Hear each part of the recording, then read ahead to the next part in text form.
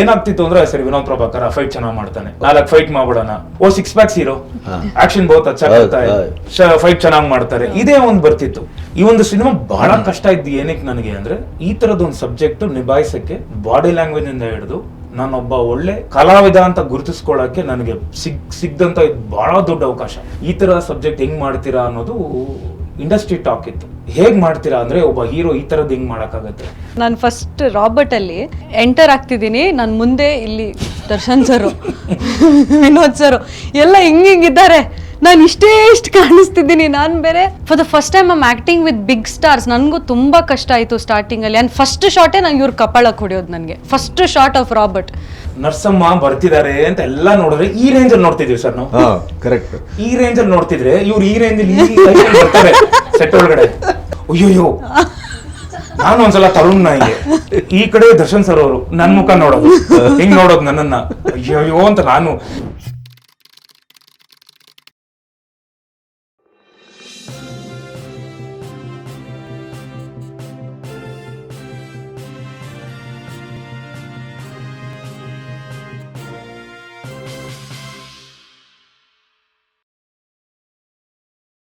ನಮಸ್ತೆ, ಬಿ ಗಣಪತಿ ಚಾನಲ್ಲಿಗೆ ಸ್ವಾಗತ. ಮಾದೇವ ಸಿನಿಮಾ ಈ ತಿಂಗಳ ಕೊನೆ ಭಾಗದಲ್ಲಿ ರಿಲೀಸ್ ಆಗ್ತಾ ಇದೆ. ಮಾದೇವ ಸಿನಿಮಾ ಯಾಕೆ ಬಹಳ ಮುಖ್ಯ ಅಂತಂದರೆ ವಿನೋದ್ ಪ್ರಭಾಕರ್ ಅವರ ಜೀವನದಲ್ಲಿಯೇ ವಿನೋದ್ ಪ್ರಭಾಕರ್ ಕೂಡ ಒಬ್ಬ ಅನನ್ಯವಾದಂಥ ಅಭಿವ್ಯಕ್ತಿಗೆ ತನ್ನನ್ನು ಒಡ್ಡಿಕೊಳ್ಳುವಂಥ ಒಬ್ಬ ಕಲಾವಿದ ಅನ್ನುವಂಥ ಚಿತ್ರ ಇಲ್ಲಿವರೆಗೆ ಬಂದಿಲ್ಲ. ಹೊಡೆಬಡಿ ಕಡಿ, ದೇಹದ ಮೈಕಟ್ಟಿನ ಪ್ರದರ್ಶನ ಅನ್ನುವಂಥ ರೀತಿಯಲ್ಲೇ ವಿನೋದ್ ಪ್ರಭಾಕರ್ ಅವರನ್ನು ಇಲ್ಲಿಯವರೆಗಿನ ಚಿತ್ರಗಳು ಬಿಂಬಿಸಿದವೆ. ಹಾಗಾಗಿ ಮಾದೇವ ಚಿತ್ರ ಅವರ ವೃತ್ತಿ ಬದುಕಿನ ಒಂದು ಬೇರೆಯ ಸಾಧ್ಯತೆಯನ್ನು ಶೋಧಿಸಿದ ಚಿತ್ರ ಅಂತ ಈಗಾಗಲೇ ಅದು ಸಾಕಷ್ಟು ಪ್ರಚಾರವನ್ನು ತೆಗೆದುಕೊಂಡಿದೆ. ವಿನೋದ್ ಪ್ರಭಾಕರ್ ಕೇವಲ ಆ್ಯಕ್ಷನ್ ಓರಿಯೆಂಟೆಡ್ ಆದಂಥ ಸಿನಿಮಾದ ಹೀರೋ ಅಲ್ಲ, ಭಾವನಾತ್ಮಕವಾದಂಥ, ಸಟಲ್ಡ್ ಆದಂಥ, ಆಂತರಿಕವಾಗಿ ಒಂದು ಪಾತ್ರವನ್ನು ಹುದುಗಿಸಿ ಅಲ್ಲಿಂದ ಅಭಿವ್ಯಕ್ತಿಯ ಗಾಂಭೀರ್ಯವನ್ನು ಪ್ರತಿ ಕ್ಷಣದಲ್ಲೂ ಆ ಪಾತ್ರದ ಮೂಲಕ ನಮ್ಮ ಎದುರು ಆಕೃತಿಗೊಳ್ಳುವಂಥ ಒಬ್ಬ ಕಲಾವಿದನು ಹೌದು ಅನ್ನೋದನ್ನು ಮೊದಲ ಬಾರಿಗೆ ಈ ಮಾದೇವ ತೋರಿಸ್ಕೊಟ್ಟಿದೆ. ಅದಕ್ಕೆ ನಮ್ಮ ಸೋನಾಲ್ ಬಹಳ ಪ್ರತಿಭಾವಂತ ನಟಿ, ಬಹಳ ಕಡಿಮೆ ಅವಧಿಯಲ್ಲಿ ಒಳ್ಳೆಯ ಹೆಸರನ್ನು, ಗುಣಾಢ್ಯತೆಯನ್ನು ಪಡ್ಕೊಂಡಂಥ ಕನ್ನಡದ ಕಲಾವಿದೆ. ಇವರಿಬ್ಬರ ಸೊಗಸಾದಂಥ ಒಂದು ಜೋಡಿ ಈ ಮಾದೇವ ಸಿನಿಮಾವನ್ನು ಬಹಳ ಎತ್ತರಕ್ಕೆ ಬಿಂಬಿಸಿದೆ. ಮತ್ತು ಅದರಲ್ಲಿ ಘಟಾನುಘಟಿ ಕಲಾವಿದರಿದ್ದಾರೆ. ಯಾರ್ಯಾರಿದ್ದಾರೆ ಏನೇನೋ ಅದೆಲ್ಲವನ್ನು ನಾನೇ ಈಗ ಹೇಳಿಬಿಟ್ರೆ ಇವರ ಸಂದರ್ಶನಕ್ಕೆ ಸ್ವಾರಸ್ಯ ಇರುವುದಿಲ್ಲ. ಮಾದೇವ ಸಿನಿಮಾದ ವಿನೋದ್ ಪ್ರಭಾಕರ್ ಮತ್ತು ಸೋನಾಲ್ ಅವರ ಒಂದು ಅಪರೂಪದ ಮಾತುಕತೆ ನಿಮಗಾಗಿ. ಬನ್ನಿ ಕೇಳೋಣ.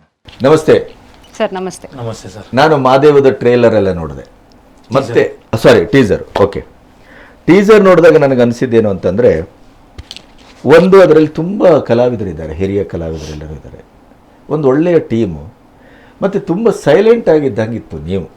ಅಂದರೆ ನಿಮ್ಮ ಅಬ್ಬರ, ತೋಳ್ಬಲ ಇತ್ಯಾದಿಗಳಿಗೆ ಹೆಚ್ಚು ಫೋಕಸ್ ಆಗದೇ ಇದು ಸ್ವಲ್ಪ ಒಂದು ಏನೋ ಒಂದು ರೀತಿಯ ಅಭಿನಯಕ್ಕೆ, ಪಾತ್ರಕ್ಕೆ, ಭಾವನೆಗೆ, ಕಥೆಗೆ ಏನೋ ಒಂಚೂರು ಹೆಚ್ಚು ಜಾಗ ಕೊಟ್ಟ ಹಾಗೆ ಕಾಣಿಸ್ತಾ ಇತ್ತು. ಅದರ ಒಟ್ಟು ಅಟ್ಮಾಸ್ಫಿಯರ್ ಸೆಟಲ್ಡ್ ಆಗಿ ಎಲ್ಲೋ ಕೆಲಸ ಮಾಡಿದಾಗೆ.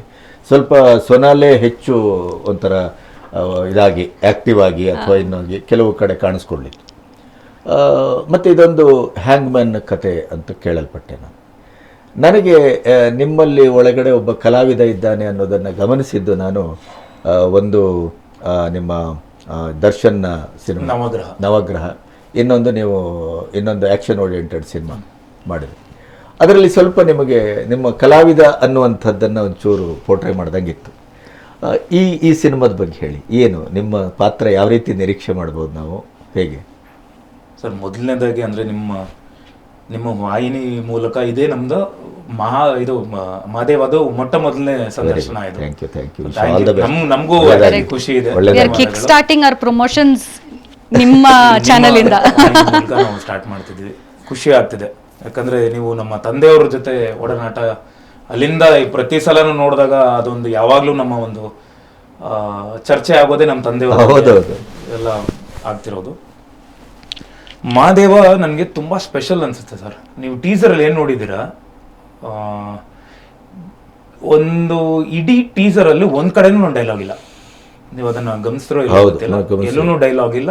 ಈಗ ಟ್ರೇಲರು ಕಟ್ ಮಾಡ್ತಿದ್ದೀವಿ, ಟ್ರೇಲರ್ ಅಲ್ಲಿ ಒಂದಿಷ್ಟು ಡೈಲಾಗ್ಸ್ಗಳಿತ್ತು. ಮತ್ತೆ ಕೂತ್ಕೊಂಡು ನಾನು ಬೇಡ, ಯಾಕಂದ್ರೆ ಟೀಸರ್ ಒಂದು ಫಾಲೋ ಮಾಡಿದ್ದೀವಿ, ಟ್ರೇಲರ್ದು ಒಂದು ಪ್ಯಾಟರ್ನ್ ಮಾಡೋಣ. ಯಾಕಂದ್ರೆ ಇದು ರೆಗ್ಯುಲರ್ ವಿನೋದ್ ಪ್ರಭಾಕರ್ ಸಿನಿಮಾ ಅಲ್ವೇ ಅಲ್ಲ. ಅಂಡ್ ಹ್ಯಾಂಗ್ ಮ್ಯಾನ್ ನನ್ನ ಪ್ರಕಾರ ಇಲ್ಲಿ ನನ್ನ ಗಮನಕ್ಕೆ ಬಂದಿಲ್ಲ ಸರ್. ಆದ್ರೆ ನಾಯಕನ ಹ್ಯಾಂಗ್ ಮಾಡುವ ಸಿನಿಮಾ ಬಂದಿದೆ, ಹೌದು, ಬಟ್ ಹ್ಯಾಂಗ್ ಮಾಡುವವರ ಸಿನಿಮಾ ಬಂದಿಲ್ಲ. ಕೆಲವು ಹಿಂದಿ, ಕೆಲವು ಇದರಲ್ಲೆಲ್ಲ ಆರ್ಟ್ ಫಿಲ್ಮ್ ತರದ್ ಬಂದಿದೆ. ಕನ್ನಡದಲ್ಲಿ ಯಾರು ಆ ತರದ್ ಮಾಡಿದ ಹಾಗೆ ನಾನು ಗಮನಿಸಿಲ್ಲ. ಬಹಳ ಜನ ಇದನ್ನೇ ಇದು ಆರ್ಟ್ ಸಿನಿಮಾನ ಆ ಒಂದು ಇದಕ್ಕೆ ಹೋಗುತ್ತಾ ಅಂತ ಇಲ್ಲ. ಖಂಡಿತ ಅದು ಕಮರ್ಷಿಯಲ್ ಸಿನಿಮಾ. ನಾನು ತುಂಬಾನು ಫ್ಯಾಮಿಲಿನ ಮೈಂಡಲ್ಲಿ ಇಟ್ಕೊಂಡು ಮಾಡಿರೋಂಥ ಸಿನಿಮಾ ಇದು. ಆ್ಯಂಡ್ ನನಗೆ ನವೀನ್ ರೆಡ್ಡಿ ಸರ್ ಬಂದು ಈ ಸಬ್ಜೆಕ್ಟ್ ಹೇಳ್ಬೇಕಾದ್ರೆ ಕೋವಿಡ್ ಟೈಮಲ್ಲಿ ಬಂದು ಹೇಳಿದ್ರು. ಅದು ಎಲ್ಲೋ ಒಂದು ಕಡೆ ನನಗೆ ತುಂಬ ಒಳ್ಳೇದು ಅಂತ ಅನಿಸ್ತು. ಯಾಕೆ ಅಂದರೆ ಕೋವಿಡ್ ಟೈಮಲ್ಲಿ ಎಕ್ಸಾಕ್ಟ್ ಆಗಿ ಹಿಂದಿ ರೈಟ್ಸ್ ಎಲ್ಲ ಬಂದಾಗಿರೋ ಟೈಮ್ ಅದು. ಹಿಂದಿ ರೈಟ್ಸು ಏನಾಗ್ತಿತ್ತು ಅಂದರೆ, ಸರಿ ವಿನೋದ್ ಪ್ರಭಾಕರ್ ಫೈಟ್ ಚೆನ್ನಾಗಿ ಮಾಡ್ತಾನೆ, ಆಯಿತು ಒಂದು 4 ಫೈಟ್ ಹಾಕು, 4 ಫೈಟ್ ಮಾಡ್ಬಿಡೋಣ. ಆಮೇಲೆ ಅಲ್ಲಿ ಹಿಂದಿ ಹುಡುಗರು ಆಮೇಲೆ ಯಾರು ಈ ಮೊಬೈಲಲ್ಲಿ ಕೂತ್ಕೊಂಡು ಇದೆಲ್ಲ ನೋಡ್ತಿರ್ತಾರೋ, they always recognise me as ಓ 6 ಪ್ಯಾಕ್ಸ್ ಹೀರೋ, ಆಕ್ಷನ್ ಬಹುತ್ ಅಚ್ಚಾ ಕರ್ತಾ ಹೈ, ಫೈಟ್ ಚೆನ್ನಾಗಿ ಮಾಡ್ತಾರೆ, ಇದೇ ಒಂದು ಬರ್ತಿತ್ತು. ಎಕ್ಸಾಕ್ಟ್ ಆಗಿ ಇದೆಲ್ಲ ಹಿಂದಿದೆಲ್ಲ ಸ್ಟಾಪ್ ಆದಾಗ ಈ ಒಂದು ಸಬ್ಜೆಕ್ಟ್ ನನಗೆ ಬರುತ್ತೆ. ನವೀನ್ ರೆಡ್ಡಿ ಅವ್ರು ಬಂದು ಹೇಳ್ತಾರೆ, ಇಲ್ಲ ಸರ್ ಯಾರೋ, ಆಮೇಲೆ ಟು ಬಿ ಫ್ರ್ಯಾಂಕ್ ನಾನು ಹೇಳ್ತೀನಿ, ಯಾರೋ ಒಂದಿಬ್ಬರು ಹೀರೋನ ಅಪ್ರೋಚ್ ಮಾಡಿದ್ದಾರೆ. ಇಲ್ಲ ರೀ, ಇದು ಈ ಥರದ್ದು ಹೆಂಗೆ ಡೈಲಾಗ್ ಇಲ್ಲ, ಆಮೇಲೆ ನಾಯಕಂದು ಈ ಥರ ಹೊರಟ ಪಾತ್ರ, ಆಮೇಲೆ ಅದು ಅಷ್ಟು ಸಾಫ್ಟ್ ಆಗೋದು, ಆಮೇಲೆ ಟೋಟಲ್ ಸಿನಿಮಾ ನಿಮಗೆ, ಯಾಕಂದ್ರೆ ಶ್ರುತಿ ಅಮ್ಮ ನನ್ನ ಜೊತೆ ಆ್ಯಕ್ಟ್ ಮಾಡಿದ್ರು. ಅವರೆಲ್ಲೋ ಒಂದು ಕಡೆ ಹೇಳ್ತಾರೆ, ಮಗನೇ ನಾರ್ಮಲ್ ಆಗಿ ಎಲ್ಲಮ್ಮ ಅಂತಾನೆ, ಮಗನೇ ಡೈಲಾಗ್ ಹೇಳಿ ಕನ್ವೆ ಮಾಡೋದು ಭಾಳ ಈಸಿ, ಆಪೋಸಿಟಲ್ಲಿ ಅಷ್ಟು ಮಾತಾಡಿರ್ತಾರೆ ಅವರು, ನಾನು ಬರೀ ಇಷ್ಟೆಲ್ಲ ಎಕ್ಸ್ಪ್ರೆಷನ್ ಕೊಟ್ಟಿರ್ಬೇಕು, ಅಷ್ಟೂ ಎಕ್ಸ್ಪ್ರೆಸ್ ಮಾಡಿ ನಾನು ಏನೋ ಮಾಡಿದ್ರೆ ಇಷ್ಟು. ಆ್ಯಂಡ್ ಇಡೀ ಸಿನಿಮಾ ಒಂದು ಪಾಯಿಂಟ್ ಆಫ್ ಟೈಮ್ವರೆಗೂ ನಾನು ಬ್ಲಿಂಕ್ ಮಾಡಲ್ಲ. ಆ್ಯಂಡ್ ಇಡೀ 1 ನಿಮಿಷ ಶಾರ್ಟ್ ಇದ್ರೂ ಒಂದ್ಸಲ ಬ್ಲಿಂಕ್ ಮಾಡಿರಲ್ಲ. ಮಾತು ಭಾಳ ಕಮ್ಮಿ. ಎಲ್ಲೋ ಒಂದು ಕಡೆ ಬಂದು ಹೇಳಿದ್ರು, ಅದೇವ್ರು ಮಾತಾಡಿದ್ರು, ಅಮ್ಮಯ್ಯನ ಮಾತಾಡಿದ್ರು, ಅವ್ವ ಆಯ್ತವ ನಾನು ನೋಡ್ಕೊತೀನಿ, ಇಷ್ಟೇ ಇರುತ್ತೆ. ಆಮೇಲೆ ಒಂದಿಷ್ಟು ಆ ಹಳ್ಳಿ ಸ್ಲ್ಯಾಂಗ್ ಏನೋ ತೊಗೊಂಡ್ಬಂದ್ವಿ. ಈ ಒಂದು ಸಿನಿಮಾ ಬಹಳ ಕಷ್ಟ ಇದ್ದು ಏನಕ್ಕೆ ನನಗೆ ಅಂದರೆ, ಈ ಥರದ್ದು ಒಂದು ಸಬ್ಜೆಕ್ಟು ನಿಭಾಯಿಸೋಕ್ಕೆ ಬಾಡಿ ಲ್ಯಾಂಗ್ವೇಜಿಂದ ಹಿಡಿದು ನಾನೊಬ್ಬ ಒಳ್ಳೆ ಕಲಾವಿದ ಅಂತ ಗುರುತಿಸ್ಕೊಳ್ಳೋಕ್ಕೆ ನನಗೆ ಸಿಗ್ದಂಥ ಇದು ಭಾಳ ದೊಡ್ಡ ಅವಕಾಶ.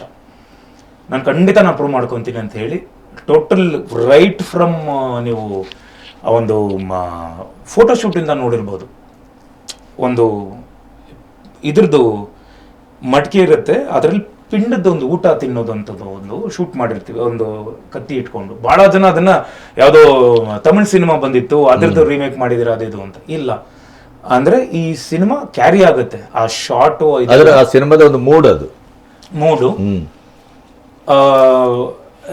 ಕೆಲವೆಲ್ಲ ನಮ್ಮ ತಂದೆಯವರು ಜಿದ್ದು ಅಂತ ಒಂದು ಸಿನಿಮಾ ಮಾಡಿರ್ತಾರೆ, ನೋಡಿದ್ದೀನಿ. ಆ ಸಿನಿಮಾದಲ್ಲಿ ಒಬ್ಬ ಮನುಷ್ಯ ಮೃಗುವಾಗಿ ಬದಲಾವಣೆ ತಗೊಂಡಾಗ ಯಾವ ತರ ಸರ್ಕಮ್ಸ್ಟಾನ್ಸಸ್ ಅವನ ಒಂದು ಇದಿರುತ್ತೆ, ಹಾವ ಭಾವ ಎಲ್ಲ ಯಾವ ತರ ಇರುತ್ತೆ ಅನ್ನೋದನ್ನ ಒಂದು ತಗೊಂಡೆ. ಅಲ್ಲಿ ನನ್ನ ಒಂದಿಷ್ಟು ಕರೆಕ್ಟ್, ಈ ಸಿನಿಮಾ ಮಾಡ್ಬೋದು, ಒಬ್ಬ ನಾಯಕ ನಟ ಹೀಗೂ ಮಾಡಬಹುದಾ ಅನ್ನೋದೊಂದು ಇದ್ದಿರುತ್ತೆ. ಟೋಟಲ್ ಡಿಗ್ಲಾಮರ್ ಇವ್ರನ್ನ ನಾನು, ಯಾಕಂದ್ರೆ ರಾಬರ್ಟ್ ನಮ್ಮಿಬ್ಬರ ಪೇರು, ತನು ರಾಘವ, ಈ ಪೇರ್ ನಮ್ ಬಹಳ ಒಂದು ಹೆಸರು ಕೊಟ್ಟಿತ್ತು. ಹೌದು, ಬಹಳ ಸಕ್ಸಸ್ಫುಲ್ ಜೋಡಿ. ಅಲ್ಲಿ ನೀವ್ ಏನ್ ನಮ್ಮಿಬ್ಬರನ್ನ ನೋಡಿದಿರೋ, ನಾನ್ glamour, packs, full clean shave ಎಲ್ಲ ಮೋಸ್ಟ್ ಮಾಡರ್ನ್, ಟೋಟಲ್ ತದ್ವಿರುದ್ಧವಾಗಿ ಇವರಾಗ್ಲಿ ನಾನಾಗ್ಲಿ, ನಾನು ಈ ಉಗುರು ಒಳಗಡೆನೂ ಗಲೀಜ್ ಮಾಡ್ಕೊಂಡು ಅದೂ ಡೀಟೇಲ್ ನೋಡ್ಕೊಂಡು ಹೋಗಿದ್ದು ನಾನು. ಬಿಕಾಸ್ ನಮಗೆ ನಮ್ಮ ಟೋಟಲ್ ಟೀಮು ನಿರ್ದೇಶಕರು ನವೀನ್ ರೆಡ್ಡಿ ಅವರು ಇದ್ರ ಬಿಫೋರ್ ಕಾಕಿ ಅಂತ ಒಂದು ಸಿನಿಮಾ ಮಾಡಿರ್ತಾರೆ. ಈ ಸಬ್ಜೆಕ್ಟ್ ತಗೊಂಬಂದು ನನ್ಗೆ ಹೇಳಿದಾಗ ಖಂಡಿತ ನಾನು ಮಾಡ್ತೀನಿ ಅಂತ ಒಪ್ಕೊಂಡೆ. ಅದಾದ್ಮೇಲೆ ಒಂದಿಷ್ಟು ಪ್ರೊಡ್ಯೂಸರ್ಸು ಅದು ಇದು ಎಲ್ಲ ಬದಲಾವಣೆಗಳಾಗ್ತಾನೆ ಇತ್ತು. ಈ ಥರ ಸಬ್ಜೆಕ್ಟ್ ಹೆಂಗೆ ಮಾಡ್ತೀರಾ ಅನ್ನೋದು ಇಂಡಸ್ಟ್ರಿ ಟಾಕ್ ಇತ್ತು. ಹೇಗೆ ಮಾಡ್ತೀರಾ ಅಂದರೆ ಒಬ್ಬ ಹೀರೋ ಈ ಥರದ್ದು ಹೆಂಗೆ ಮಾಡೋಕ್ಕಾಗತ್ತೆ, ಒಂದಿಷ್ಟು ಪೇಜ್ ಡೈಲಾಗ್ಗಳಿರುತ್ತೆ ನಮ್ಮಲ್ಲಿ ಹೀರೋಯಿಸಮ್ ಅಂದ್ಕೊಳ್ಳೆ ನೆಲಕ್ಕೆ ಕಾಲಿಟ್ಟ ತಕ್ಷಣ ಇಡೀ ಭೂಮಿಯಲ್ಲಿ ಅಲ್ಲಾಡಬೇಕು, ಆಮೇಲೆ ಡೈಲಾಗ್ಗಳಲ್ಲೇ ಇಡೀದಾಗಿ. ಸರ್ ಇಲ್ಲಿ ಒಂದಿಷ್ಟು ಕೆಲವು ಡೈಲಾಗ್ಸ್ ಇರುತ್ತೆ, ನನಗೆ ಪೇಜ್ಗಟ್ಟಲೆ ಡೈಲಾಗ್ ಇರುತ್ತೆ. ಫಸ್ಟ್ ಟೈಮ್ ಮಾತಾಡ್ತಾನೆ ಅವನು, ಫಸ್ಟ್ ಟೈಮ್ ನಗ್ತಾನೆ, ಫಸ್ಟ್ ಟೈಮ್ ಕಣ್ಣು ಮಿಟಿಕ್ಸ್ತಾನೆ. ಇವರು ಲೈಫಲ್ಲಿ ಬಂದಾಗ ಅವ್ನ ಚೇಂಜಸ್ ಏನೋ ಇರುತ್ತೆ. ಅಂದ್ರೆ ಇಡೀ ಪ್ಲಾಟ್ ಏನು ಅಂದ್ರೆ ಒಬ್ಬ ಮೃಗ ಮನುಷ್ಯನಾಗಿ ಬದಲಾವಣೆ ತಗೊಂತಾನೆ, ಲೈಫಲ್ಲಿ ಅವನಿಗೆ ಎಲ್ಲಾನು ಕಳ್ಕೊಂಡಾಗ ಮತ್ತೆ ರಾಕ್ಷಸನಾಗಿ ಆ ಪರಿವರ್ತನೆ ತಗೊಂಡು ಅಲ್ಲಿಂದ ಕ್ಯಾರಿ ಆಗುತ್ತೆ ಅಷ್ಟೇ. ಅಂದ್ರೆ ಅದು ಲಾಸ್ಟ್ ನಾವು ಹೋಗ್ತೀವಿ.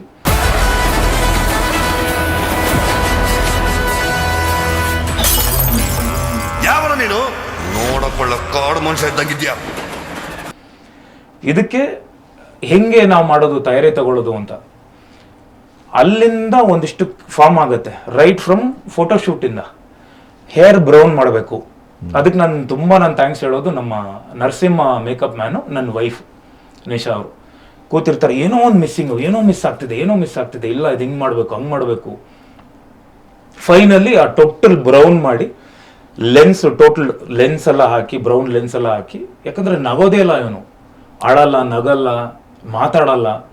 ಈ ಕ್ಯಾರೆಕ್ಟರ್ ಟೋಟಲ್ ಕಣ್ಣಲ್ಲೇ ಎಕ್ಸ್ಪ್ರೆಷನ್ ಕೊಟ್ಕೊಂಡು ಇಷ್ಟಿಷ್ಟೇ ಮಾತಾಡ್ಕೊಂಡ್ ಬರ್ಬೇಕು, ಹಿಂಗಿರ್ಬೇಕು ಅಂತ ಅದನ್ನ ತಯಾರಿ ತಗೊಂಡು ಸೆಟ್ಗೆ ಹೋದ್ಮೇಲೆ ನಾನು ಬಹಳ ಕಷ್ಟ ಆಗ್ತಿದ್ದು ಏನು ಅಂದ್ರೆ, ನನಗೆ ಆಕ್ಟಿಂಗ್ ಮಾಡೋದು ಅದೊಂದು ಇತ್ತು, ಇವ್ರ ಜೊತೆ ಆಕ್ಟ್ ಮಾಡೋದು ಬಹಳ ಕಷ್ಟ ಆಗ್ಬಿಟ್ಟಿತ್ತು.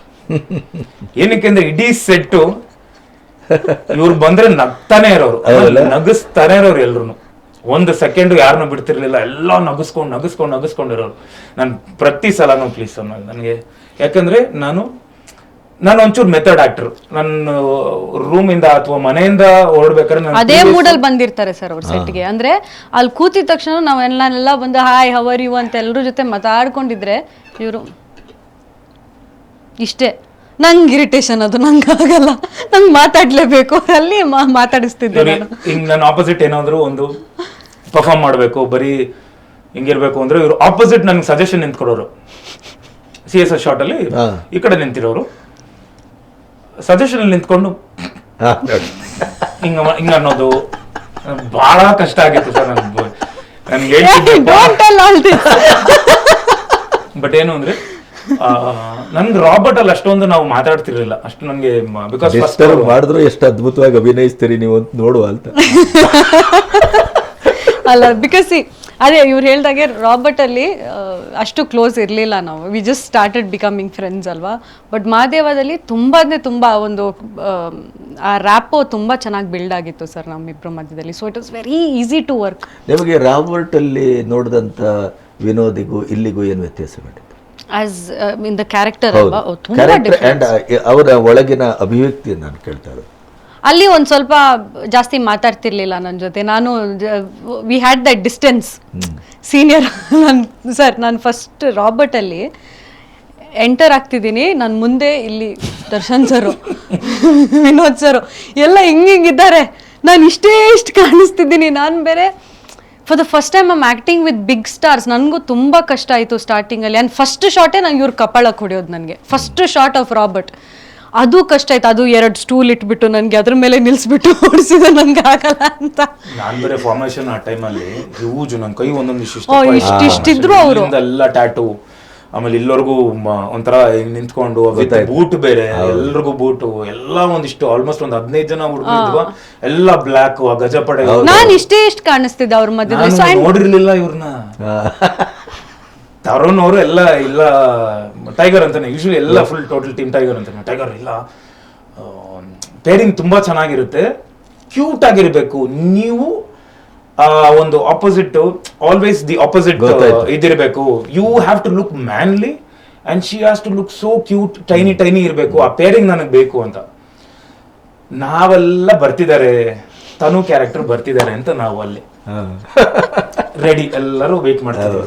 ಆಯ್ತು, ಡೈಲಾಗ್ ಆಯ್ತು, ರೆಡಿ ಆಗ್ತಿದ್ದಾರೆ ಅಂತ. ನಾನು ಅಲ್ಲೂರ್ಗು ನೋಡಿಲ್ಲ ಇವ್ರನ್ನ. ನರ್ಸಮ್ಮ ಬರ್ತಿದ್ದಾರೆ ಅಂತ ಎಲ್ಲ ನೋಡಿದ್ರೆ ಈ ರೇಂಜ್ ಅಲ್ಲಿ ನೋಡ್ತಿದ್ವಿ ಸರ್ ನಾವು. ಹಾ ಕರೆಕ್ಟ್. ಈ ರೇಂಜ್ ಅಲ್ಲಿ ನೋಡ್ತಿದ್ರೆ ಇವ್ರು ಈ ರೇಂಜ್ ಅಲ್ಲಿ ಬರ್ತಾರೆ ಸೆಟ್ ಒಳಗಡೆ. ತುಂಬಾ ಸಣ್ಣ, ಆಮೇಲೆ ಇನ್ನೂ ಸಣ್ಣ ಇದ್ರು. ನರ್ಸ್ ಇದು ಇಷ್ಟೇ ಅದೆಲ್ಲ ಹಾಕೊಂಬಂದ್ರೆ ನಾನು ಹಿಂಗ್ ನೋಡ್ಬಿಟ್ಟು ಅಯ್ಯೋಯ್ಯೋ, ನಾನು ಒಂದ್ಸಲ ತರುಣ್ ನಾಯಿಗೆ ಈ ಕಡೆ ದರ್ಶನ್ ಸರ್ ಅವರು ನನ್ ಮುಖ ನೋಡೋದು, ಹಿಂಗ್ ನೋಡೋದು ನನ್ನನ್ನ, ಅಯ್ಯೋ ಅಂತ ನಾನು ಹಿಂಗ್ ನೋಡ್ದೆ ತರುಣ್ ಅವ್ರನ್ನ. ಆಮೇಲೆ ಇಲ್ಲ ಚೆನ್ನಾಗಿರುತ್ತೆ ರಿಪೇರಿಂಗ್ ಅಂತ ಬಂದ್ರು. ಆಮೇಲೆ ಫಸ್ಟೇ ಹೊಡಿಯೋದು ಇವ್ರು ಬಂದು ಮಾತಾಡ್ಬಿಟ್ಟು ಅದೇನೋ ನಾನೇನ್ ಮಾಡ್ತೀನಿ ಅಂದ್ರೆ ಅವ್ನು ಇನ್ನೊಬ್ಬ ಸ್ಟಿಚ್ ಹಾಕೋದು ಕಮ್ಮಿ ಆಗುತ್ತೆ 15 ಸ್ಟಿಚ್ ಅಂತ ಅವ್ರು ಹೇಳ್ತಾರೆ, ಇಲ್ಲ ನಾನು 17 ಸ್ಟಿಚ್ ಆಗುತ್ತೆ ಅಂತ ನಾನು ಹೇಳ್ತೀನಿ. ಅದೇಂಗ್ರಿ ಹೇಳ್ತೀರಾ ನೀವು, ಡಾಕ್ಟರ್ ನಾನಾ ನೀವಾ ಅನ್ಬಿಟ್ಟು ನನಗ್ ಬೈದ್ಬಿಟ್ಟು ಸ್ಟಿಚ್ ಹಾಕಕ್ ಬರ್ತಾರೆ, ಇಲ್ಲ 17 ಸ್ಟಿಚ್ ಬೇಕು ಅಂತ ನಾನು. ಇದು ಹೆಂಗಾಗತ್ತೆ ಅಂದ್ರೆ ಒಂದು ಬುರ್ಡೆ ಇರುತ್ತೆ ಅಲ್ಲಿ, ತೆಗೆದು ಮತ್ತೆ ಇನ್ನೊಂದ್ಸಲ ಹೊಡಿತೀನಿ, ಈಗ ನೋಡಿ ಕರೆಕ್ಟ್ ಆಗಿದೆಯಾ ನೋಡಿ, ಇನ್ನೊಂದು 3 ಸ್ಟಿಚ್ ಹಾಕ್ಬೇಕು ಅಂತ. ಅವಾಗ ಇವ್ರು ಕೋಪ ಮಾಡ್ಕೊಂಡು ಪಟ್ ಅಂತ ನನ್ನ ಕೆನೆಗೆ ಹೊಡೆದ್ಬಿಟ್ಟು ನಾನು ಕೋಪ ಮಾಡ್ಕೊಂಡು ಹೊರಗಡೆ ಹೋಗ್ತಾಗ್ತೀನಿ. ದರ್ಶನ್ ಸರ್ ಬಂದು ಆಮೇಲೆ ಅದಕ್ಕೆ ಸಮರ್ಥನೆ ಏನಕ್ಕೆ ಏನಾಯ್ತು ಅನ್ನೋ ಡೈಲಾಗ್ ಹೇಳಿ ಮಾಡ್ತವ್ರೆ. ಇಲ್ಲಿ ಹಿಂಗ್ ಬರ್ತಿದೆ, ಇಷ್ಟೇ ಪುಟಾಣಿ ಕೈ ಹಿಂಗ್ ಬರ್ತಿದ್ದಾರೆ, ನನಗೆ ಚಾನ್ಸೇ ಇಲ್ಲ ತರುಣವ್ರೆ. I don't think this will work ಅಂದೆ.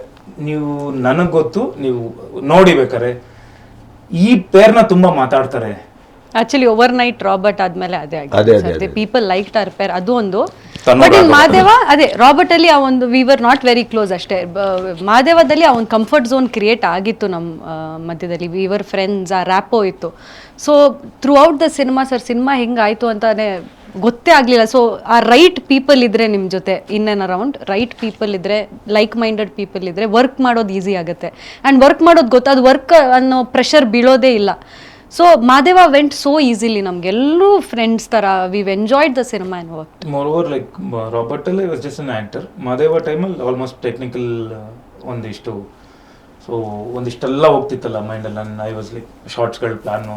ಆಮೇಲೆ ನನಗೆ ಕರೆಕ್ಟ್, ಅದೂ ಇದೆ. He was only an actor. ಇಲ್ಲಿ ಒಂದು ಸ್ವಲ್ಪ ಟೆಕ್ನಿಕಲ್ ಥಿಂಗ್ಸ್ ಆಲ್ಸೋ ಈ ಮಾದೇವ ಟೈಮಲ್ಲಿ ಹಿ ವಾಸ್ ಆ ಒಂದು ನಾಲೆಜ್ ಇತ್ತು ಅವ್ರಿಗೆ. So he use to help us out in that also technically. Actor ಬಿಟ್ಟು ಟೆಕ್ನಿಕಲಿ ಆಲ್ಸೋ ನಮಗೆ ಹೆಲ್ಪ್ ಮಾಡ್ತಾ ಇದ್ರು Vinod sir. But apart from that sir, character ಬಗ್ಗೆ ಮಾತಾಡಿದರೆ you will love Vinod sir in Madeva. ತುಂಬ ಅಂದರೆ ಇದು ಕಂಪ್ಲೀಟ್ ಆಪೋಸಿಟ್ ಸರ್. ರಾಬರ್ಟ್ ಮತ್ತು ಇದಕ್ಕೆ ಕಂಪೇರ್ ಅಂತೂ ಮಾಡೋಕ್ಕಾಗಲ್ಲ. Robert is very different. ಇದು ಈ ಟೈಮಲ್ಲಿ as you said, it's very rare ಹೀರೋಸ್ಗೆ ಡೈಲಾಗ್ ಇಲ್ಲ ಅಂಥ ಸಿನಿಮಾನ ಒಪ್ಕೊಳ್ಳೋದು ತುಂಬ ಕಮ್ಮಿ ಹೀರೋಗಳು. ಅಂಥದ್ರಲ್ಲಿ ಇವ್ರಿಗೆ ನಂದೇ ಡೈಲಾಗ್ ಮೇಲೆ ಡೈಲಾಗ್ ಇದೆ. ಇವರು ನಾನೊಂದು ಇಷ್ಟು ದೊಡ್ಡ ಡೈಲಾಗ್ ಹೇಳಿದ್ರೆ ಒಂದು ಲೈನ್ ವಾಪಸ್ ಹೇಳ್ತಾರೆ, ಅಷ್ಟೇ ಅವ್ರಿಗಿರೋದು ಇಡೀ ಸಿನಿಮಾದಲ್ಲಿ.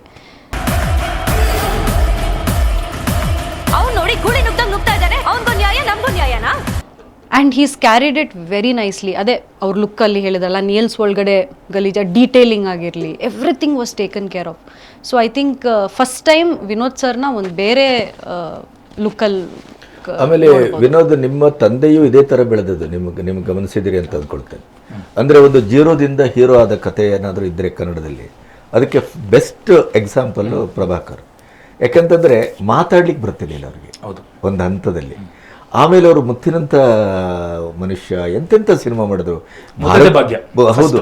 ಆಮೇಲೆ ಭಾರತಿ ಅಂತವರೊಟ್ಟಿಗೆ, ಎಂತೆಂಥ ಕಲಾವಿದರೊಟ್ಟಿಗೆ, ಯಾವ ಕಲಾವಿದರೊಟ್ಟಿಗೆ ಒಬ್ಬ ಮೌನವಾಗಿ ನಿಂತಂಥ ಒಬ್ಬ ಫೈಟರ್ ಥರ ಇದ್ರು ಅವರು. ಆಮೇಲೆ ಯಾವ ಲೆವೆಲಿಗೆ ಫೈಟ್ ಮಾಡಿ ತನ್ನ ಕಲಾವಿದನ ಹೊರಗೆ ತಂದರು ಅಂದರೆ ಅದೊಂದು ಹಿಸ್ಟ್ರಿ ಅಂತ. ಬಹುಶಃ ನೀವು ಆ ಸ್ಥಿತ್ಯಂತರದ ಮತ್ತೆ ಅವರು ಡೈರೆಕ್ಟರ್ ಆಗಿ ಅವ್ರ ಎಲ್ಲ ಆಕ್ಟರ್ಸ್ ಜೊತೆನು ಅವ್ರ ಕೋಸ್ಟಾರ್ಸ್ ಆಗ ಫೈಟರ್ ಆಗಿದ್ದ ಟೈಮಲ್ಲಿ, ಅವರು ಸ್ಟಾರ್ಸ್ ಜೊತೆ ಕೆಲಸ ಮಾಡ್ತಿದ್ದ ಟೈಮಲ್ಲಿ, ಅದಾದ್ಮೇಲೆ ಅವರೇ ನಿರ್ದೇಶಕನಾಗಿ ಅವರು ಎಲ್ಲರೂ ಆ ಸಿನಿಮಾದಲ್ಲಿ ವರ್ಕ್ ಮಾಡಿದ್ರು. ಹೌದು. ಬಹುಶಃ ಆ ಗತಿ, ಆ ಸ್ಥಿತ್ಯಂತರದ ಪ್ರಯಾಣವೇ ನಿಮ್ಮದು ಆಗ್ತಾ ಇದೆ ಅಂತ ಅಂದ್ಕೊಳ್ತೇನೆ ನಾನು. ಹೌದು ಸರ್. ಬೇಸಿಕಲಿ ನನಗೆ ನಮ್ಮ ತಂದೆ ಯಾವತ್ತು ಗೊತ್ತಿಲ್ಲದೇನೋ ಕರ್ಕೊಂಡೋಗಿ ಎಡಿಟರ್ ರೂಮಲ್ಲಿ ಕೂರಿಸ್ಬಿಟ್ಟಿರ್ತಾರೆ ಸ್ಕೂಲ್. ಅವಾಗ ನಾನು ಬಂದು ನಮ್ಮ ತಂದೆ ಗೊತ್ತಿದೆ, ಎಲ್ರಿಗೂ ಗೊತ್ತಿದೆ, ನಮ್ಮ ತಾಯಿ ಒಟ್ಟಿಗೆ ಇರ್ತಾ ಇದ್ದೆ ನಾನು. ಸೊ ನಾನು ಹೆಚ್ಚು ಅಷ್ಟೊಂದು ನಮ್ಮ ತಂದೆ ಒಟ್ಟಿಗೆ ಒಡನಾಟ ಕಮ್ಮಿನೇ ಇತ್ತು. ಹಾಲಿಡೇಸ್ ಟೈಮಲ್ಲಿ ಬರ್ತಿದ್ವಿ ಈ ಹೊಸಕರಳ್ಳಿ ಮನೆಗೆ. ನಾನು ನೋಡಿ, ಹೌದು, ಹಾಲಿಡೇಸ್ ಟೈಮಲ್ಲಿ ಬರ್ತಿದ್ದೆ. ಅಲ್ಲೇ ನೋಡಿದ್ದೀವಿ, ಇಷ್ಟೇ ಸಣ್ಣ ಇಷ್ಟೇ ಬರ್ತಿದ್ದೆ. ಸೊ ಐ ವಾಸ್ ಲಿಟ್ರಲಿ, ಸಿನಿಮಾಗೂ ನನಗೂ ನನ್ಗೆ ಅಷ್ಟೊಂದು ಗೊತ್ತಿರಲಿಲ್ಲ, ಸಿನಿಮಾ ಬಗ್ಗೆನೇ ಗೊತ್ತಿರಲಿಲ್ಲ. ನನಗೆ ಥಿಯೇಟರ್ಗೆ ಎಲ್ಲಾದ್ರೂ ಕರ್ಕೊಂಡು ಹೋದ್ರೆ ಆ್ಯಕ್ಷನ್ ಸಿನಿಮಾ ಕರ್ಕೊಂಡು ಹೋಗ್ಬೇಕು, ಫೈಟ್ ಒಂದೇ ನನಗೆ ಅಷ್ಟೊಂದು ಇಷ್ಟ ಆಗ್ತಿತ್ತು. ಸೊ ಈ ಸ್ವಿಚ್ ಆನ್ ಮಾಡಕ್ಕೆ ಬರ್ತಿದ್ದೆ. ಮಿಸ್ಟರ್ ಮಹೇಶ್, ಇದು ಮಹೇಂದ್ರ ವರ್ಮ. ಫಸ್ಟ್ ನಾನು ಮಾಡಿದ್ದು ಕಿಲಾಡಿ ತಾತ, ನಾನು ಇನ್ನೂ ಸ್ಕೂಲು, ಕಿಲಾಡಿ ತಾತ ಸ್ವಿಚ್ ಆನ್ ಮಾಡಿದ್ದೆ. ಮಹೇಂದ್ರ ವರ್ಮ, ಮಹೇಶ್ ಕುಮಾರ್ 3 ಸ್ವಿಚ್ ಆನ್, ಇದು ಸಿನಿಮಾ ಸ್ವಿಚ್ ಆನ್ ಮಾಡ್ಬಿಟ್ಟು ಆ ಹಾಲಿಡೇಸ್ ಟೈಮಲ್ಲಿ ಆ ಮನೆಯಲ್ಲಿ ಜೊತೆಲೆಲ್ಲ ಹೆಂಗ್ ಶೂಟಿಂಗ್ ಮಾಡ್ತಿದ್ದಾರೆ ಅಷ್ಟೇ, ನಾನು ಬರೀ ಆಟ ಆಡ್ಕೊಂಡು ಎಲ್ಲ ನೋಡ್ತಿದ್ದೆ. ಸೊ ಒಂದ್ಸಲ ಕರ್ಕೊಂಡು ಹೋಗ್ತಾರೆ ನನ್ನ ತಂದೆ ಇದಕ್ಕೆ, ಚಾಮುಂಡೇಶ್ವರಿ ಸ್ಟುಡಿಯೋ, ವಿಕ್ಟರ್ ಯಾದವ್ ಅವರು ಎಡಿಟರ್. ಅಲ್ಲಿ ಅವ್ರದ್ದು ಕಿಂಗ್ ಸಿನಿಮಾ ನಡೀತಿರುತ್ತೆ, ಕರ್ಕೊಂಡು ಹೋಗ್ತಾರೆ, ಕರ್ಕೊಂಡೋಗಿ ಕೂರಿಸ್ಬಿಟ್ಟಿರ್ತಾರೆ. ಸ್ಟೀನ್ ಬೇಕು ಅವಾಗ, ನಿಮ್ಗೆ ಗೊತ್ತಿರುತ್ತೆ ರೀಲ್, ಅವಾಗೆಲ್ಲ ರೀಲು ಸ್ಕೋಪ್ ಆಗಿತ್ತು, 35mm ಅಲ್ಲ, ಸ್ಕೋಪ್ ಆಗಿತ್ತು. ಏರಿ ಕ್ಯಾಮ್ರಾ ಯೂಸ್ ಮಾಡ್ತಿತ್ತು, ಮಿಚಲಿನ್ ಆಫ್ಟರ್ ಆದಮೇಲೆ ಏರಿ ಕ್ಯಾಮ್ರಾದು 434 ಎಲ್ಲ ಕ್ಯಾಮ್ರಾ ಬರ್ತಿತ್ತು. ಸೊ ಅಲ್ಲಿ ಕರ್ಕೊಂಡು ಹೋಗಿ ರೀಲ್ ಹೆಂಗೆ ಲೋಡ್ ಮಾಡೋದು, ಸ್ಟ್ರೆಡ್ ಹೆಂಗೆ ಮಾಡೋದು ಅನ್ನೋದೆಲ್ಲ ಸರಿ ಕರ್ಕೊಂಡು ಹೋಗಿ ಕೂರಿಸ್ಬಿಟ್ಟಿರ್ತಾರೆ. ನಾನು ಕೂತಿದ ತಕ್ಷಣ sir I don't know, I fell in love with editing. ನೋಡಿದ ತಕ್ಷಣ ವಾವ್, ಸೌಂಡ್ ಹೆಂಗೆ ಸಿಂಕ್ ಮಾಡ್ತಾರೆ,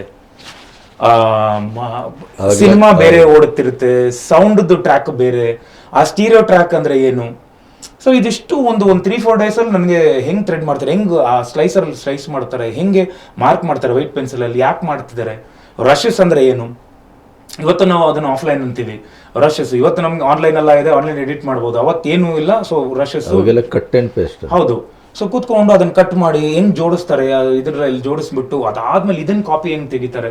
ಸ್ಟೀನ್ ಬೆಕ್, that is Steenbeck is the, ಅದ್ರ before there was something called movie ಅಲ್ಲೇ ಎಡಿಟ್ ಮಾಡ್ತಿದ್ರು. So Steenbeck I was like wow, ಏನ್ ಚೆನ್ನಾಗಿದೆ, ಹೆಂಗ್ ಸಿನಿಮಾ ಮಾಡ್ಬೋದು ಅಂತ. ಇಲ್ಲಿ ನನಗೆ ಐ ಸ್ಟಾರ್ಟೆಡ್ ಲರ್ನಿಂಗ್ ಒಂದಿಷ್ಟು. ನನಗೆ ಒಂದು 3-4 ಡೇಸ್ ಆದ್ಮೇಲೆ ನಮ್ಮ ತಂದೆಯವ್ರು ಕಳಿಸ್ತಾರೆ, ಒಬ್ರು ಅಸೋಸಿಯೇಟ್ ಡೈರೆಕ್ಟರ್ ಜೊತೆ ಕಳಿಸ್ತಾರೆ. ಮಗನೇ ಇದೊಂದು ಶಾರ್ಟ್ ಇದೆ, ಇದೊಂದು ಕೆಲವು ವಿಕ್ಟರ್ ಅಣ್ಣನ್ಗೆ ಹೋಗಿ ಹೇಳ್ಬಿಡು, ಇದು ಕಟ್ ಮಾಡಬೇಕು ಅಂತ ಹೇಳ್ಬಿಡು, ಇದನ್ನ ಪೇಸ್ಟ್ ಮಾಡಕ್ಕೆ. ಸರಿಯಪ್ಪ, ಆಯ್ತು ಅಂತ ನಾನು ಒಂದಿಷ್ಟು ನೋಡ್ಕೊಂಡು ಹೋಗ್ಬಿಟ್ಟಿರ್ತೀನಿ ಅಂತಲ್ಲೇ. ಹೋಗಿ ನಾನು ಅದನ್ನ ಮಾತ್ರ ಹೇಳಲ್ಲ, ಇನ್ನೊಂದು ಯಾವುದೋ ಒಂದು ಎಕ್ಸ್ಟ್ರಾ ಮಾಡ್ಬಿಡ್ತೀನಿ ಅಲ್ಲಿ. ಅಲ್ಲಿಂದ ಫೈಟ್ರಿ ಏನೋ ಫೈಟ್ ಇದೆ, ಬಿದ್ದಾಗ ಅವ್ರು ಹೇಳಿದ್ದನ್ನ ಬೇರೆ ಥರದ್ದು ಕಟ್ ಮಾಡ್ಬಿಟ್ಟಿರ್ತೀನಿ ನಾನು. ಅಣ್ಣ ಇದನ್ನ ಚೂರು ಹಿಂಗೆ ಮಾಡಿದ್ರೆ ಚೆನ್ನಾಗಿರುತ್ತಲ್ವಾ, ಇದ್ಯಾಕೆ ಹಿಂಗೆ ಬರಬೇಕು, ಇಲ್ಲಿಂದ ಇನ್ನು ಓದಿತಾನಲ್ವಾ, ಇದನ್ನ 1, 2, 3 ಪೇಸ್ಟ್ ಮಾಡ್ಬೋದು. 3 ಶಾರ್ಟ್ ಇದೆ, 3 ಶಾರ್ಟ್ ಕಟ್ ಮಾಡಿ ಆ ಕಿಕ್ ಅರ್ಧ ಈ ಶಾರ್ಟು, ಅರ್ಧ ಇನ್ನೊಂದು ಶಾರ್ಟು, ಅದ್ರದ್ದು ಕಾನ್ಸಿಕ್ವೆನ್ಸ್ ಏನೋ ಕಾನ್ಸಿಕ್ಯೂಟಿವ್ ಶಾರ್ಟ್ ಇದನ್ನು ಮಾಡಿಬಿಡ್ಬೋದಲ್ಲ ಅಂತ. ಬರ್ತಾರೆ ನೆಕ್ಸ್ಟ್ ಡೇ ಬಂದು ಕೂತ್ಕೊಂಡು, ನಾನು ಹೇಳಿಲ್ವಲ್ಲ. ವಿಕ್ಟರ್ ಸರ್ ಬಂದು, ಇಲ್ಲಿ ಇವ್ರು ಮಾಡಿದ್ದು ಅವ್ರದ್ದು ಬೇಸ್ ವಾಯ್ಸು, ಬನ್ನಿ ಪ್ರಭಾಕರ್ ಅವರೇ ನೀವೇ, ಇಲ್ಲಿ ನಿಮ್ಮ ಮಗನೇ ಹೇಳಿದ್ದು, ಚೆನ್ನಾಗಿದ್ದಿಲ್ಲ, ನೈಸ್ ಚೆನ್ನಾಗಿ ಮಾಡಿದ್ಯಾ ಬಿಡು. ಅಲ್ಲಿಂದ ಇವೆಲ್ಲ ಒಂದಿಷ್ಟು ನನ್ನದು ಸಿನಿಮಾ ಅವತ್ತಿಂದ ಇತ್ತು ಸರ್ ನನಗೆ. ಇವತ್ತು ಮೇ ಬಿ ನನಗೆ ಅವಕಾಶಗಳು ಸಿಗ್ತಿದೆ ಎಲ್ಲೋ ಒಂದು ಕಡೆ. ಆ ನಂಬಿಕೆ ಅನ್ನೋದು ನಮ್ಗೆ ಭಾಳ ಮುಖ್ಯ. ಅಂದರೆ ಇಂಡಸ್ಟ್ರಿಯಲ್ಲಿ ಬಿ ಇಟ್ ಡೈರೆಕ್ಟರ್, ಪ್ರೊಡ್ಯೂಸರ್ ಆಗಲಿ, ಡೈರೆಕ್ಟರ್ ಮೇಲೆ ನಂಬಿಕೆ ಇಡಬೇಕು, ಆರ್ಟಿಸ್ಟ್ಗಳ ಮೇಲೆ ನಂಬಿಕೆ ಇಡಬೇಕು.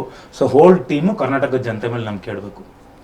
ಈ ನಂಬಿಕೆ ನನಗೆ ಅಲ್ಲಿಂದ ಒಂದೊಂದಾಗಿ